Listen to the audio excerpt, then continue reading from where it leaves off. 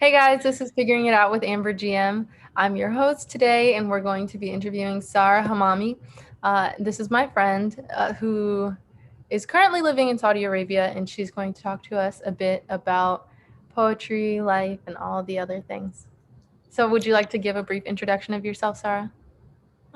Yeah, hi, thanks for having me. I'm really excited to be here.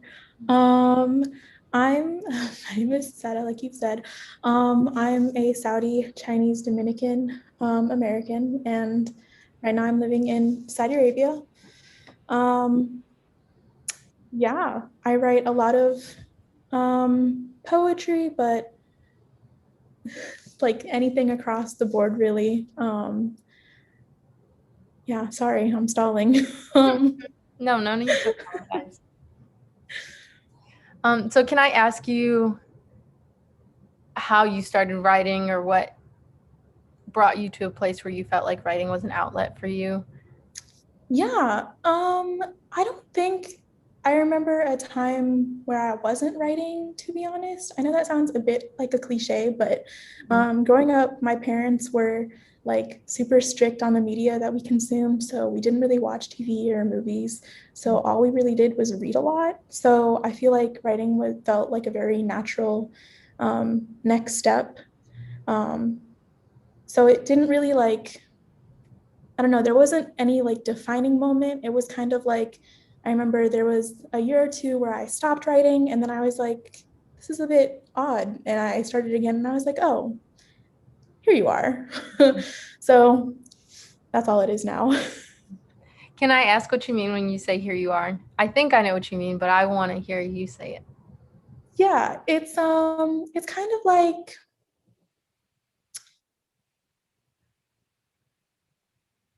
hold on, I have it in my head. Let me give me 3 seconds. You know when hmm, you know when like okay, like fruit is seasonal, right? Like we're approaching peach season now, I think. And you know how like at the start of every, I mean for me at least, at the start of every like peach season, I have my first really sweet fresh peach and I'm like, "Oh my God, I can't believe I forgot that this is what like you tasted like and this is what you were." And then like I definitely always overindulge and I had it like every single day until they no longer sell it and it's no longer in season. And by then I have gotten very used to it.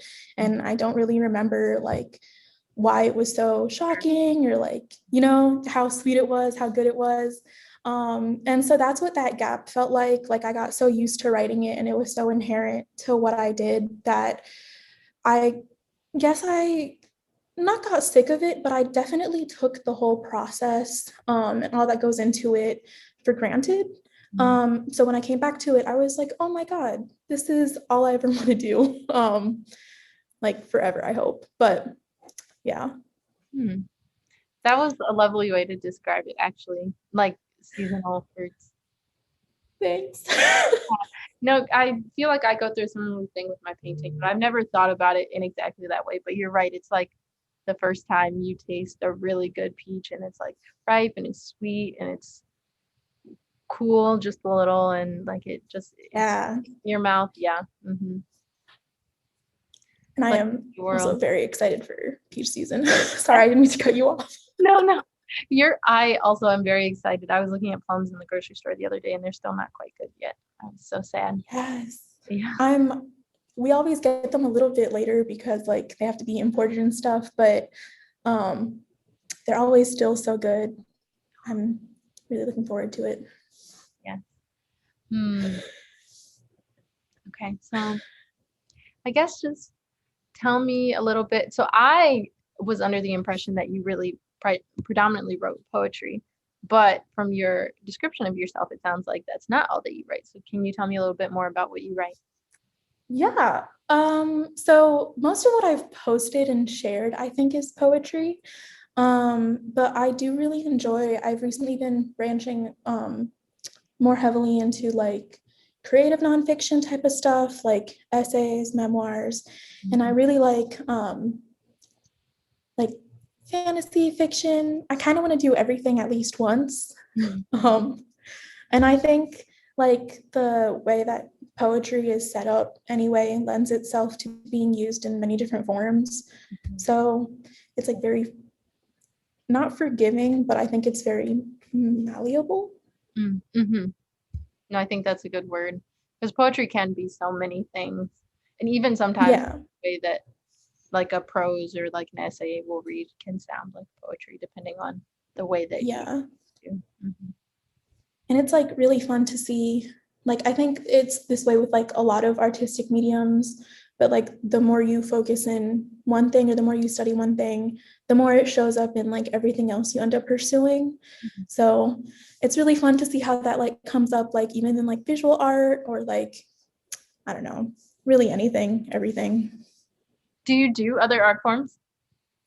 Yeah. Oh, well, I I guess the jewelry making would be one. Yeah. Um, I do photography on Yeah. and off. Mhm. Yeah. And I recently been getting back into like watercolor and gouache. Exciting stuff. Okay, so how does you said when you get into something, it shows up more and more in everything else that you do.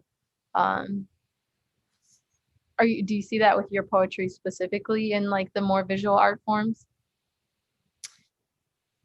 Or is there, Yeah, I guess, do you think that there's a way that you can see that in your visual art forms?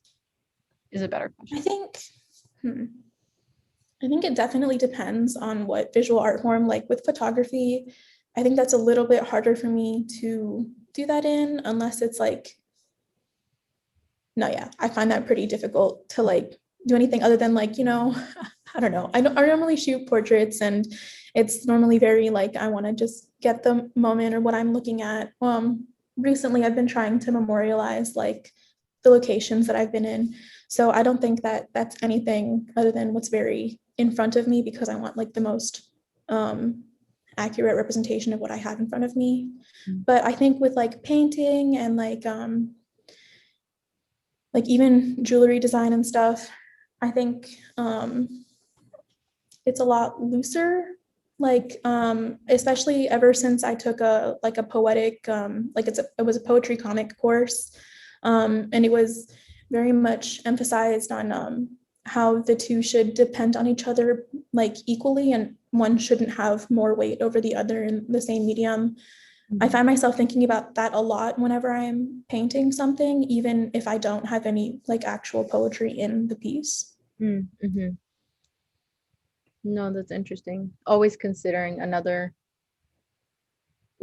way of like thought processing, I guess, or Hmm. seeing the world when you're trying to do something that seems opposed to it. Yeah, yeah. But you said when you said you're doing a series right now, or you've been trying to do a series with photography where you're memorializing places you've been, Hmm. you said something. You said you feel like there's no linkage between that and your writing because you're trying to get the most accurate portrayal of the place that you're capturing. And to me that was interesting because I think that like I guess there are different art forms, of course, and I'm not an art history major, so I'm not the person to really like delve into this, but there's like abstraction and like all sorts Hmm. of different distortions that become their own styles. But I think it's interesting to say you want to capture something most accurately. And so the way I heard that was like that means a little less creativity because for me it's hard to think of what an accurate portrayal is anyways, like what a most Yeah. accurate portrayal would be. It's definitely like it's definitely not as I'm sure what it is like in my memory. Like I think we all remember things a little differently than how they actually were.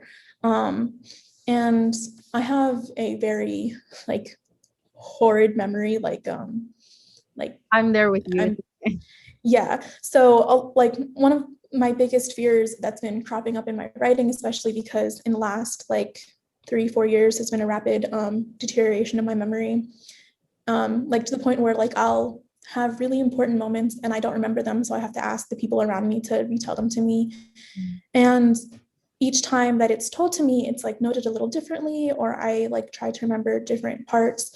So I guess in my writing, it's a lot easier for me to see where I definitely put my own,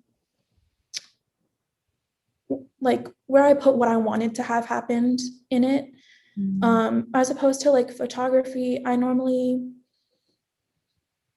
have a really bad habit of trying to memorialize the location just as I'm about to leave it. So it definitely does show up like in that, because like the lighting that I choose and like the temperature and everything is all much warmer and pleasant than what it probably was, or maybe the opposite is true. But I still think it's more of a clear, like there are details that I can pick out like in the picture, as opposed to like in the writing, I know I manually wrote that in, if that makes sense. No, that makes perfect sense actually. And it's an interesting thing to think about that I don't know if I ever consider when I'm creating things of like, I know that I'm changing this. Like, of course, well, yeah, I know when I'm changing something, but where I'm consciously saying to myself, like, oh, I'm going to like add this detail versus like being aware of like not changing any detail. Yeah. I don't know that it's a conscious like, oh, I know this 100% didn't happen, but it's more like I don't remember, like not even 50%. Like it could be either that it did or it didn't, and I really wouldn't know. And so I want to write what is, I guess it depends on what I'm writing at the moment and what I want from it. But like it's definitely not how it happened. And especially since a lot of my writing has to do with like my relationships to like people or family or location, I know that that creates a very big like distortion. So it's, I think, easier to pick out in writing as opposed to like more visual art forms. What you might be more not subconsciously or like not consciously, but maybe subconsciously changing versus the other. Yeah. Hmm. Hmm. When you create, what do you get out of it? Because you said like the details that you notice change depends on what you might be intending to get out of it. So is there ever a common thread? Does it change from mood to mood? Can you tell me a little bit about what those feelings are? I think there's like a probably very wide range of things that I get out of it. And it, I know that if I like, so I archive all my works and I never delete anything ever. And so when I go back, like at the end of each year, I try to put together a poem of all the previous things that I've made that year. And oftentimes there's like a lot of like overlaying themes. Like I know that in 2018 to 2019, a lot of my writing had to do with like labeling theory and like diagnosis and mental health and institutions in the United States and all of that. And then 2020 was very much like memory and isolation. We're only 4 months into 2021, so I'm not sure yet. And then, of course, like shrinking it down, writing when I have like a very, not very solid idea, but I know I have a vague idea of what I want to write versus sitting down and knowing that I want to write, but I don't know what it is going to be. Those are very different feelings as well. I try not to overthink it. No, I think that is definitely always the way to go. Hmm. Hmm.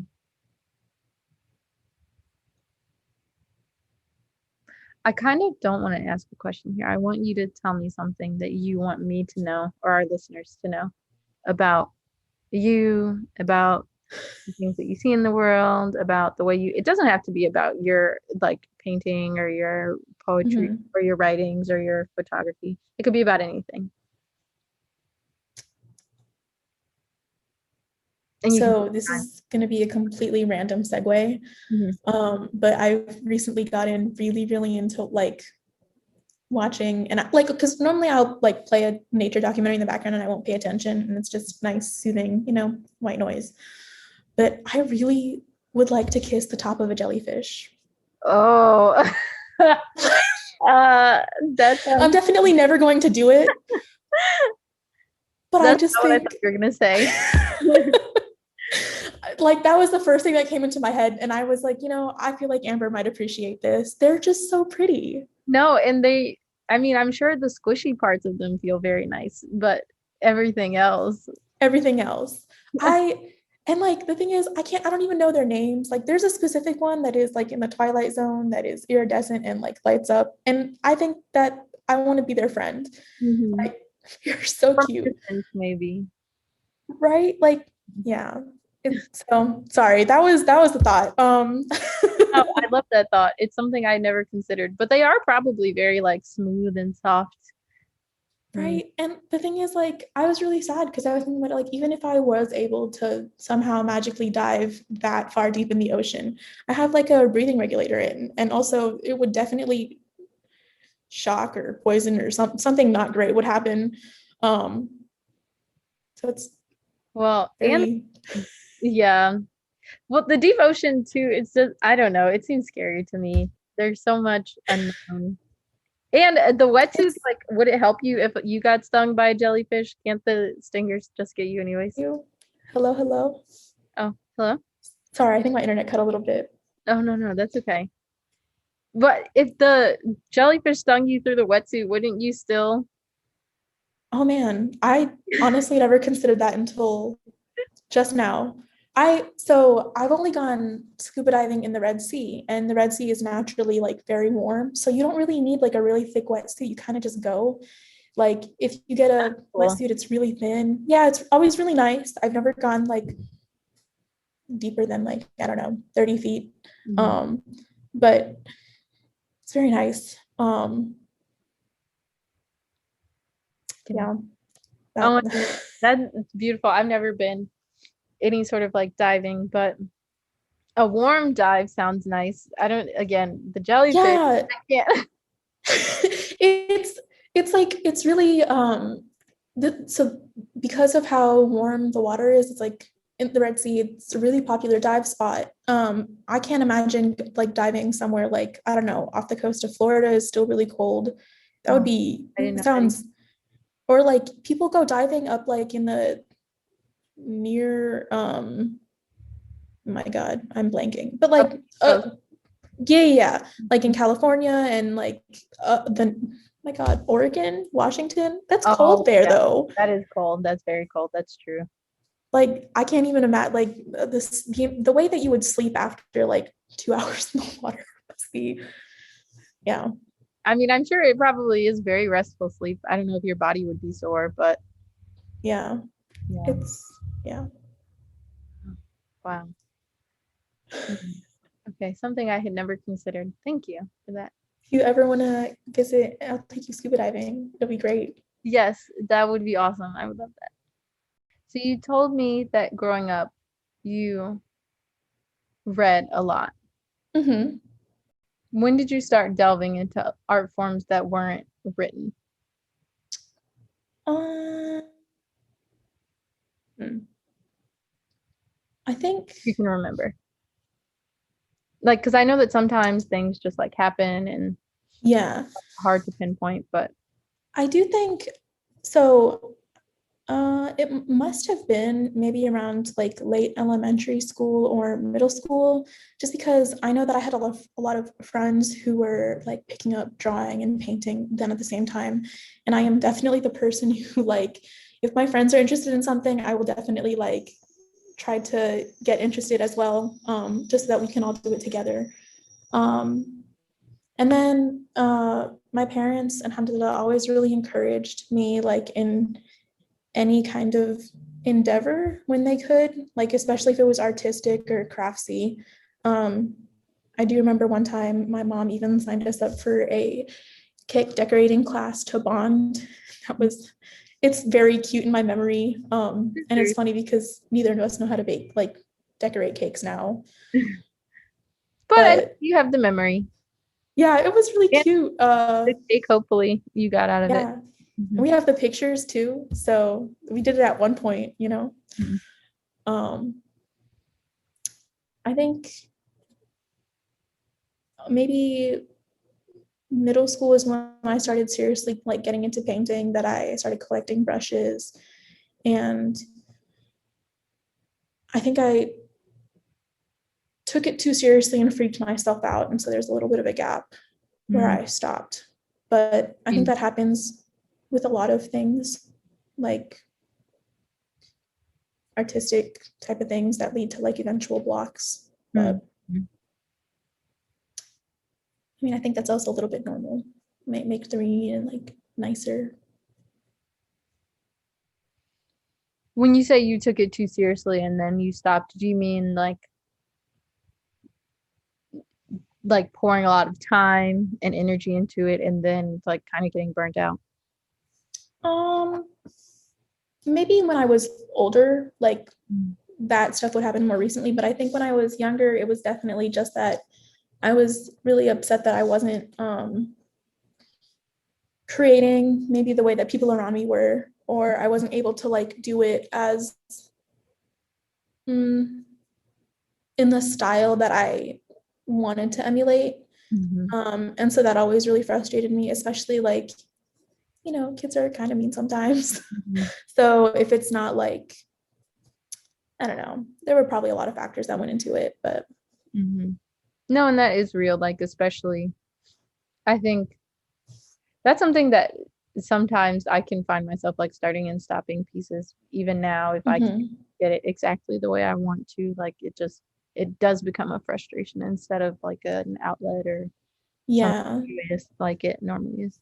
Mhm. And it's always really disappointing, like if you, like at least for me, when I don't catch it fast enough, and so I let it become this big scary thing, and then I leave it, and I come back later, and I'm like, oh, It that was wasn't. really fun, Mhm. right? It should have been really fun.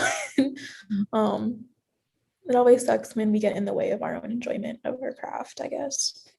That's very, very true. But I think sometimes, yeah, like there are a lot of factors and it can be easier to fall into that than to Oh just yeah, for sure. take a breath and enjoy. Hmm. Hmm. Your parents were always very encouraging, you said. Yeah. So I know you have a sister. Hmm. You have another sibling too? Yeah, I have a brother as well. Okay. Um, That's what I, are you guys all close in age? yeah, there's a year between my brother and I, and 2 years, 3 years between my sister and I. Hmm. So they also create? Um, mm, yes and no. I think Okay, different I was asking. mediums. No. My sister is studying film production, I believe. Okay. So she is very like much creative, but I think she leans more towards like the technical aspects of like projects and stuff. Hmm. She really enjoys that. Um, and my brother is, I'm gonna mess this up, I think. Data science Hmm. and coding. I see. I see. Okay. Yeah. So very different. Yeah. Hmm. I want to ask you something about your family and how they may, or your family and your friends, and how they may have encouraged you towards your art form, or how maybe your art form brought you to people who would be more encouraging, or Hmm. how like the role that other people have played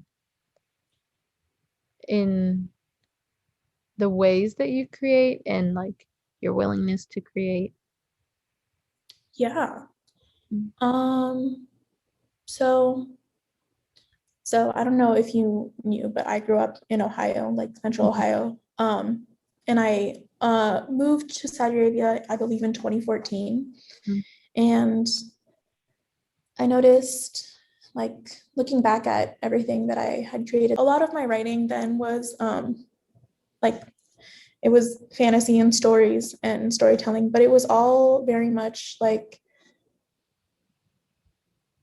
it was like little middle school and freshman high school me writing myself, like all my stories were white characters.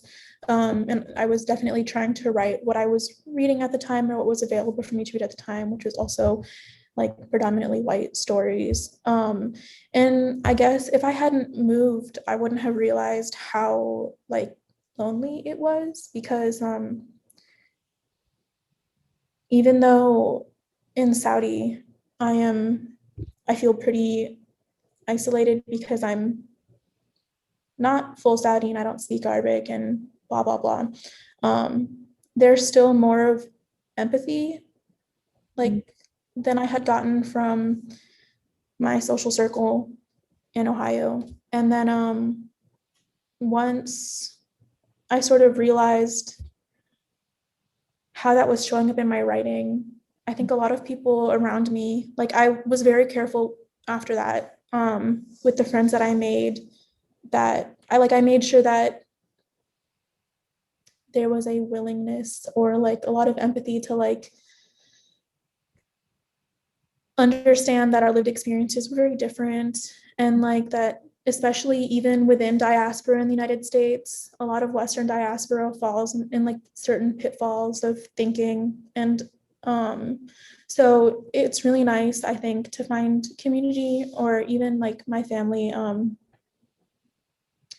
that can relate or will definitely encourage the way that those feelings like come up in my work, as opposed to like telling me, oh, that won't ever, people won't read it or people don't want to see that, or comments like that. Mm-hmm.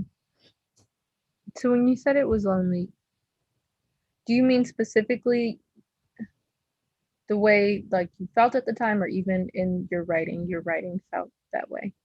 My writing definitely felt that way as well. Can I ask you what that feeling is like? I haven't written like that in a really long time, so I can't tell you what it felt like at the moment, but going back and rereading it, I was very sad for myself. Like, I'm really happy now that there's a lot more, I think, in terms of like all different kinds of diversity in publishing and stuff, to the point where actually in the foreword of George Abraham's Birthright, the foreword mentions a Dominican and Saudi student, like a mixed Dominican and Saudi student, who like the way that the intro was written really reminded me of my siblings and I remember we were living apart at the time, but I took a picture and I sent it in our group chat, and my siblings were both so shocked because they were like, oh my God, like, of course the world is very big, so there are other people who are mixed in similar ways that we are, but we had never really heard of it, and to see it in like a published book, and that's like the foreword of a very diaspora heavy book, is like such a wonderful and kind thing to see, I think. And it really sucks that it wasn't a thing that was accessible to me until like for a large chunk of my youth. Mm-hmm. That's true. I definitely, yeah. I remember the first book I read where I felt like I could actually see myself was like, also it was Toni Morrison's Beloved. So the book is much older, but Mm-hmm. I had never even been really exposed to it until I was like 17 years old. Yeah. I remember very distinctly feeling like that was the first book where I ever read, and I genuinely felt like I saw myself. And it's like, it's, that feeling is like everything. Mm-hmm. It is everything, Yeah.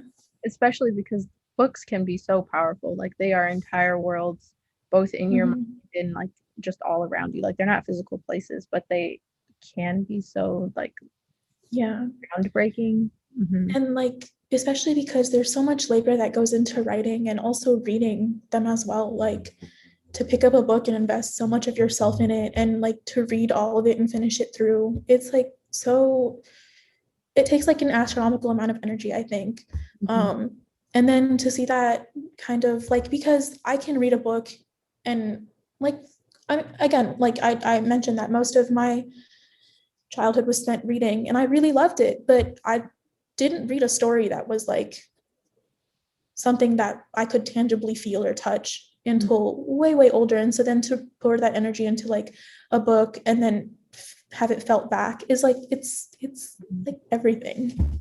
The sort of community that you feel, not only with the people who are reading it with you, but also with the author who was able to feel these things that you feel and who can put them so beautifully is like one of the greatest things.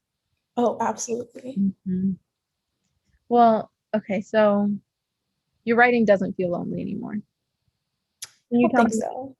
Can you tell me what that feels like? Yeah, it's really The words it's for that, if that's okay too. I don't know.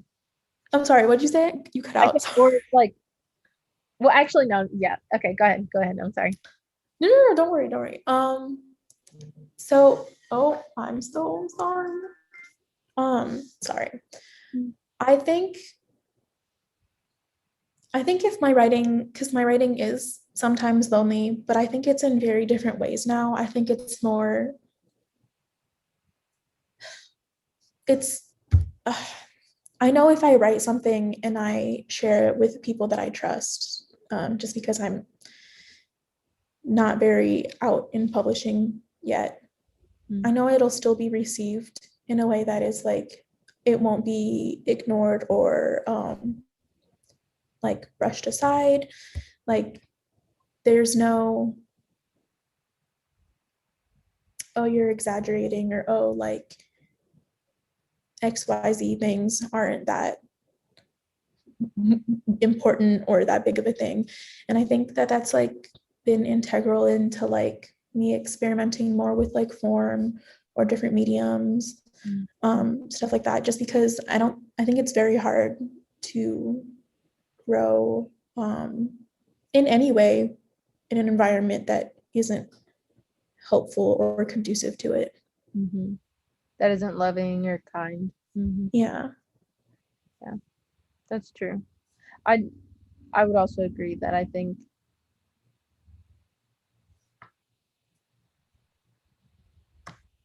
actually I'm thinking about this feeling of loneliness now in art too, because I don't know if I've ever like I've never thought about creating in that way either, feeling lonely in the creation, but I think that if there are times when there's something that like I create when I have a feeling that I have to get out. There's something to get out.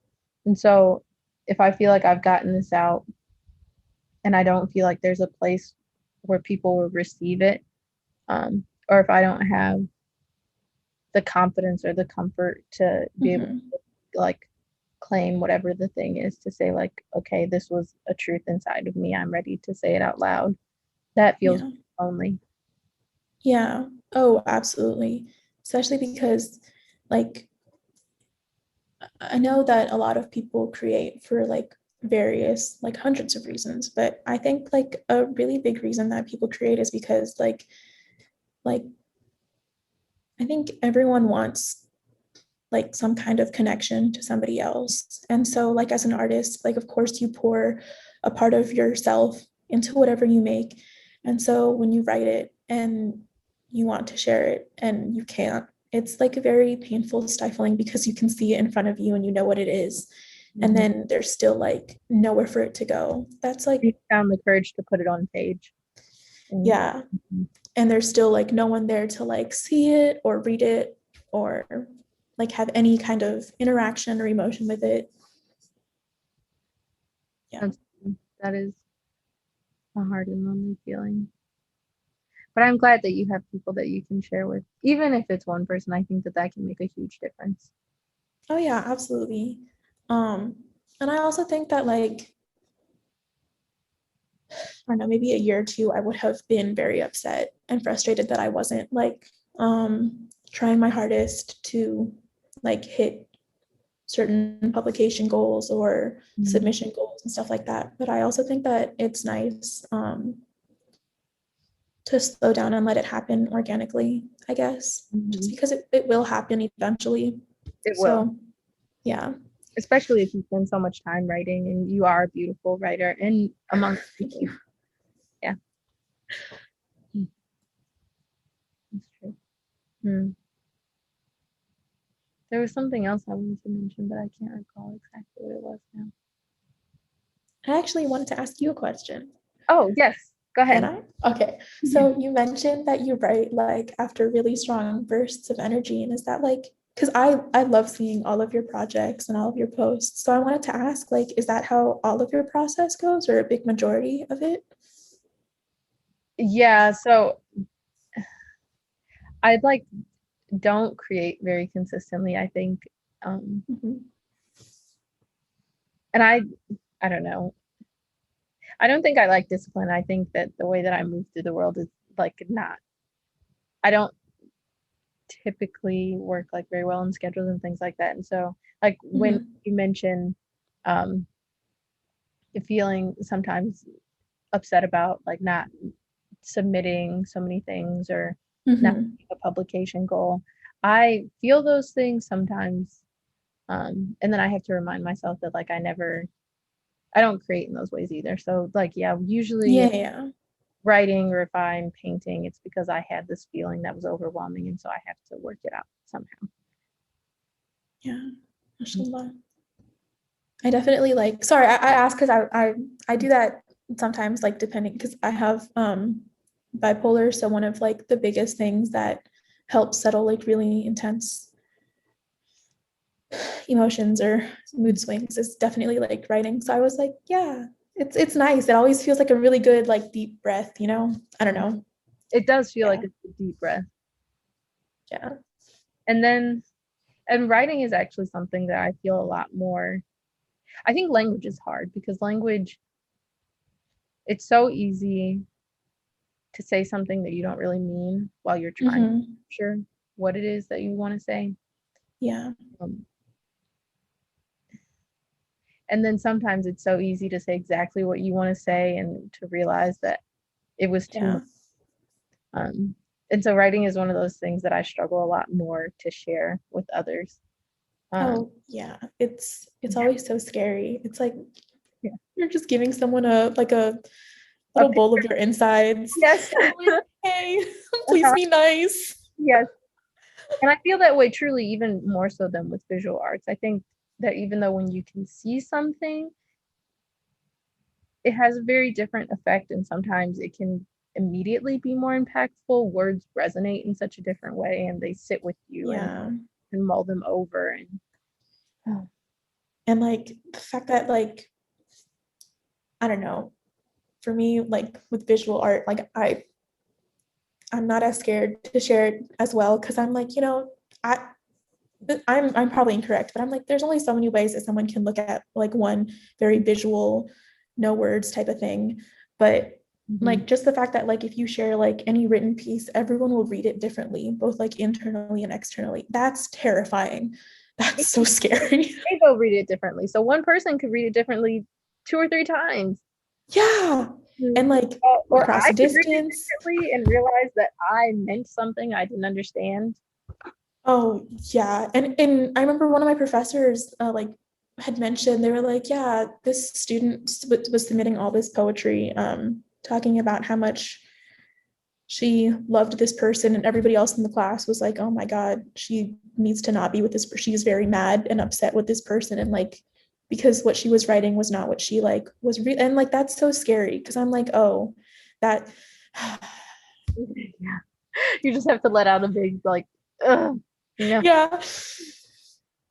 oh my goodness. Yeah, writing is while it can be beautiful and very transformative and connect you in a way that nothing else can, it can also be very, very scary, to say the least. Yeah. I remember once I wrote a poem for my brother and I said, oh, like I said, I wrote this for you and I really love you. And he took it in a completely different way from me. So he sent me back and he said, I'm sorry I made you feel that way. And I was like, oh, okay. And we talked about it later and he was like, oh, I thought you were like sad or something. And I was like, no, I was trying to tell you that I love you, but that's okay. He got it eventually. He got it eventually. And it's really funny because he immediately went like, I'm so sorry. So like his response was still very kind. It was just very different from what I had expected it to be. So I laughed about that for a couple months. And then I went, you're never allowed to read that again. And if you do, you're never allowed to tell me. Well, I'm sure he appreciated it, especially after you guys talked about it. And yeah. I mean, here's to hoping. He's cute.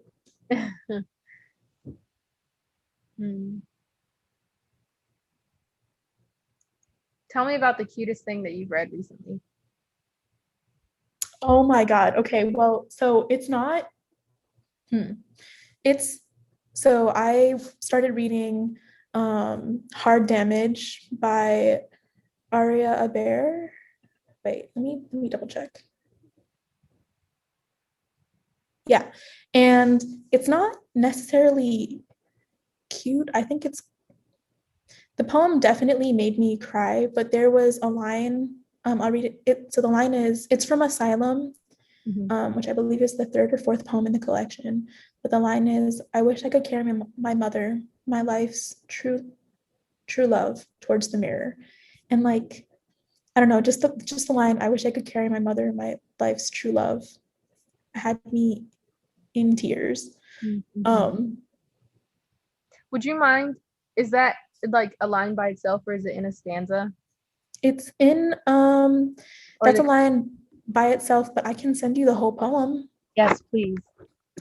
It's like I'm sending it right now. It's magnificent. I had something to do and I kept procrastinating it because I was like, I want to keep reading this collection. Oh, that's so beautiful. And I will link this for you guys later in the show description. Yeah. Okay, I'm also excited to read that because I would like to know what was surrounding that line in the poem.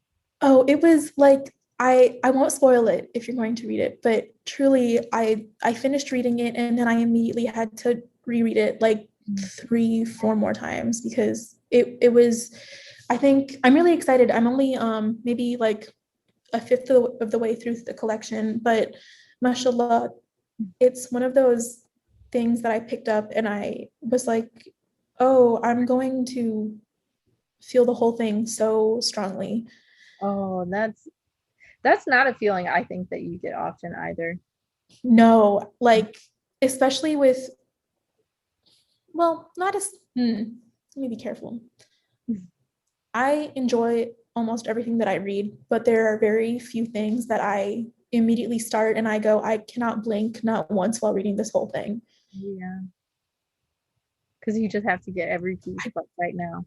Yeah, and you have to, and then like I felt that last year with Deluge by Layla Chatty, I reread it once and then it was like I think I finished it at 4 a.m. and I was like, I'm sorry, I cannot sleep until I reread this like 3 more times. And they're just those are Deluge and I think Hard Damage are definitely going to be books that make me want to be like, oh, this is why I want to write poetry. Like this is it. It's magnificent, mashallah. Can I ask, why do you say that? I don't want to assume. I want to say know. What? When you read a book like that, where it just makes you so enthralled that you can't blink, what makes you say, this is why I want to write poetry? I think so.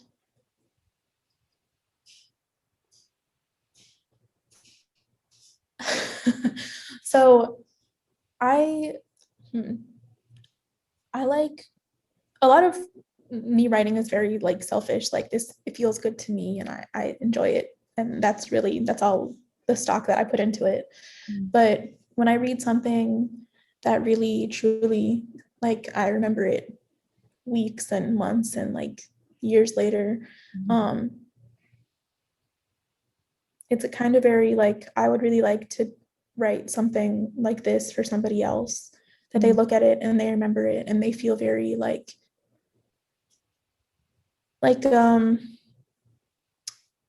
for example, with Deluge, there's one poem, and I believe the title is "And It Was Said," but the last line has stuck with me for months, like literally since I read it last year, and it's because it's a callback to a previous line in the poem, in a previous poem in the collection, and it's just a very like, I think there's something very solitary about reading like not necessarily always, because there are like slams and there are open mics and readings, and those are very community based, really fun, energetic events. But I also think there's something very solitary and quiet about reading a line that makes everything in you like go still.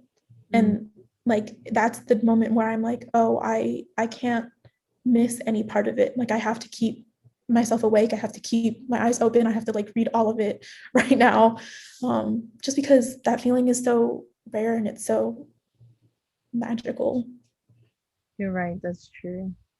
And it is that feeling. I mean, you can assume that other people feel it too, but the way that it stops your internal world and like everything turns to pay attention to just that. Yeah, and that moment is like different for everybody too, across like so many different like poems. It's like it's so cool. It is. It's beautiful the ways that, especially thinking about how much I think language can often fail us, how how powerful it can truly be, and how deeply it can connect the experience of two people. Yeah. And like especially I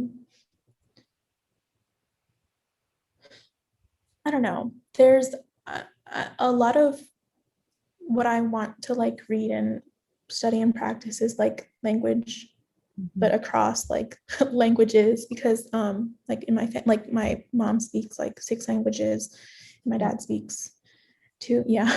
But it's like all very it's all very splintered, I think, because it's like with each generation, I think less language gets passed down. So like my siblings and I only speak like English and Spanish and a little bit of Arabic. And my mom speaks like Yimpang and Cantonese and Mandarin. And like it goes back further and further. And it's really interesting to see how in a language, like again, it's very like diaspora heavy type of writing and thinking. And it's I think it's interesting to see how even if you come to a language under circumstances that weren't the kindest, you can still make it your own. Or you can still make it something that you are able to like connect with other people in. Like, yeah. That is a beautiful thought too. Because language is also very personal. Like as much as it is a part of the way that we communicate with other people, like okay, there was this thing going around on Twitter where it said something about like how some people think in words and then other people just think in like conceptual blobs, and then like a bunch of people replying like, oh, I never realized people thought X way or Y way. Yeah. Are you aware of how you typically think? So I did see that going on Twitter, and I did like slow down and try to think, and I don't know. I think probably with words, but it's like I feel so a really big reason why I was very nervous about this interview is because when I'm talking verbally, there's like I have no processing skills. So I really like think something, but say something not what I was thinking.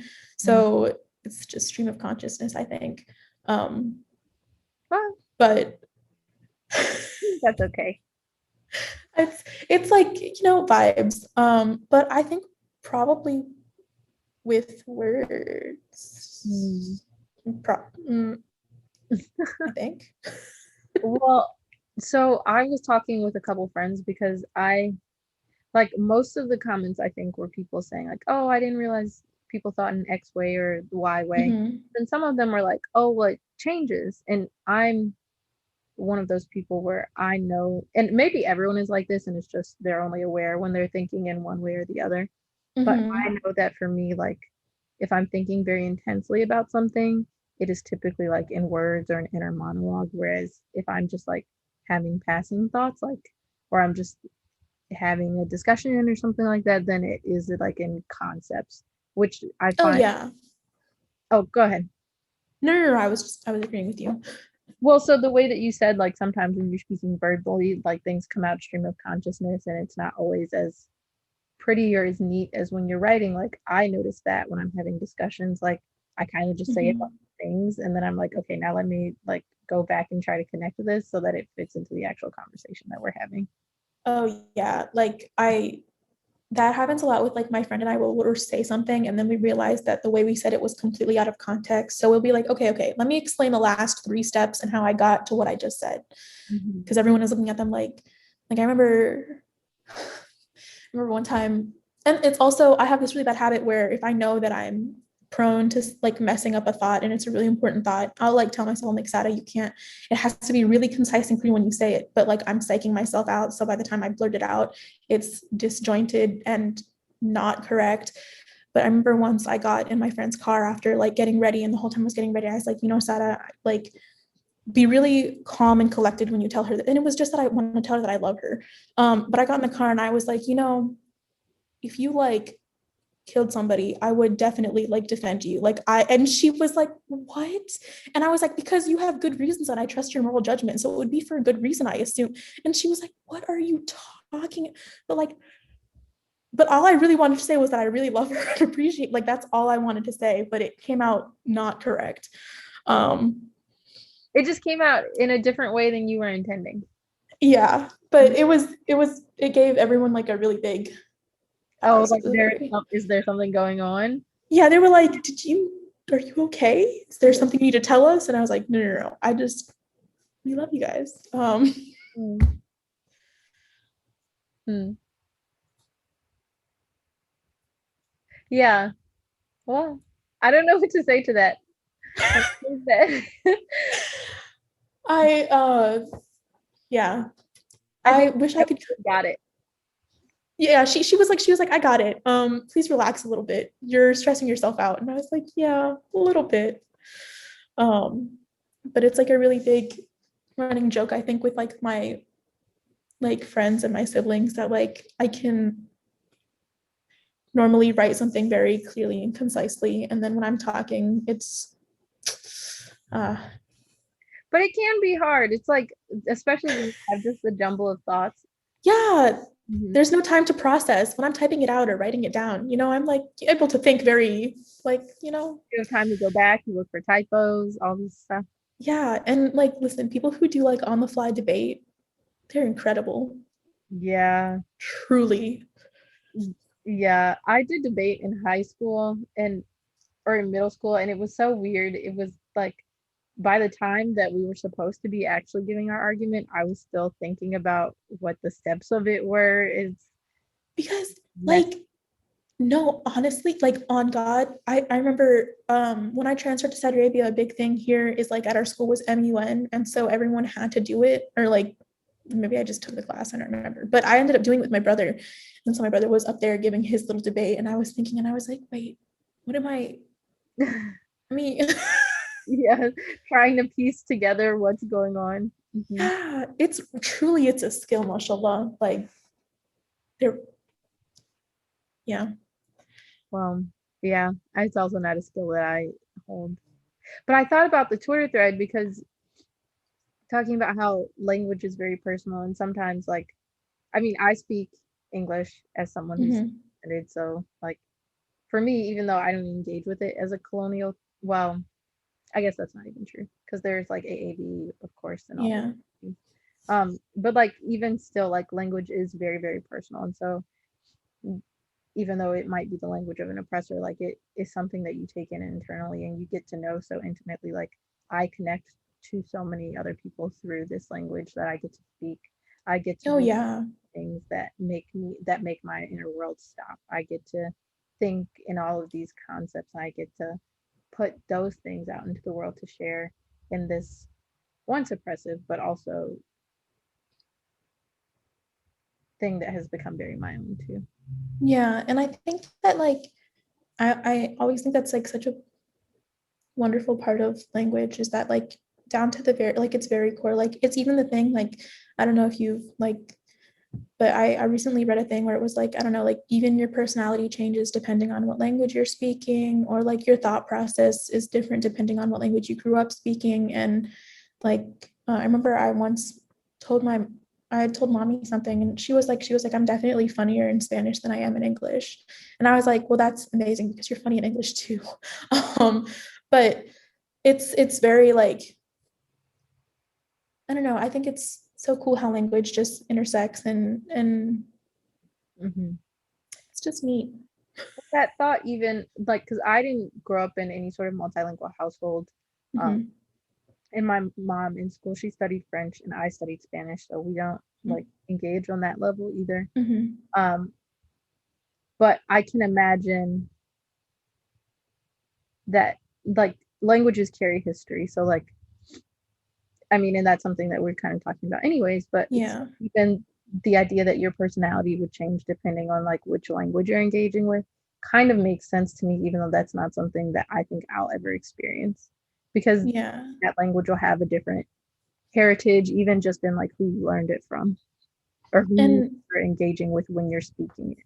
oh yeah. And it's so I love the fact that you brought up like languages carry history because that's something I've been thinking a lot about recently, especially because I'm not fluent in Cantonese or Yimpeng or Arabic. And so it's really I think it's really sad to see the way that like you can track where the history will stop or where the oral history will stop being passed down because like even I talked to my grandparents on my mom's side and they're Chinese. I talk to them in Spanish, but for us to talk in Spanish I have to translate everything in English, like from English to Spanish, and they have to translate everything from like their dialect to Spanish, and then it meets in the middle halfway. So like even my Spanish, I'm not very comfortable speaking to other Spanish speakers because the Spanish I learned is from my grandparents, which is very like it's a mixture of Yingpeng and Cantonese because they speak two different dialects, and then it's in Spanish. So the Spanish that I learned is very like disjointed, and it's I often am very upset that I can't speak with them in like the language that they hold dearest to themselves, or like I wonder if it's only for them that none of their grandchildren can speak to them in Cantonese. Um, and it's not really like you can't really point the blame to anybody either. It's just one of those things that is very easy. Like it's very susceptible to happen. Yeah. Especially when you live in so many different places. Mhm. Like that's like another thing of heritage. Like when you grow up around Yeah. something, it's so much easier to like absorb. Oh yeah, for sure. Wait, okay. I actually want to talk to you more about this later, but the show is about to cut and I have something I have to go do. No, no, no, don't worry at all. Okay, I'll text you though about calling. Okay. Okay, okay. Okay, wait, Awesome. but I we have to do the goodbye. okay, okay. Okay. So thank you guys for listening to our lovely conversation with Sara Hammami, my good friend, who I will link her Instagram and any website you would like me to put in the show description. Is there anything you would like to say to our listeners before we sign off? Thank you for listening. I had a lot of fun. It's always great talking to you. I'm always really excited. Yes, So same. thank you. Okay, I hope you guys have a great day and we'll see you next month. Bye.